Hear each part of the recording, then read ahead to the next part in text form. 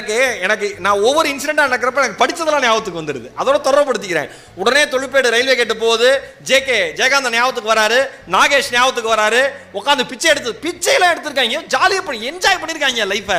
சே, அப்படிதான் ஞாபகத்துக்கு வரும் சார். இங்கே இருக்கிற அத்தனை பேர்ட்டையும் சொல்கிறேன், நம் நாக்கினுடைய இயல்பான சுவை மாறி பல ஆண்டுகள் ஆச்சு. எது இயல்பான சுவை?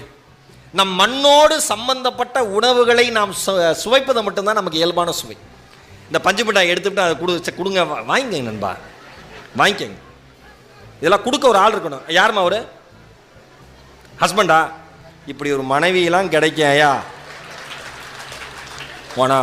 ப்ளூ சட்டை உனக்கெல்லாம் ரொம்ப திமிரு அதிகம்பா.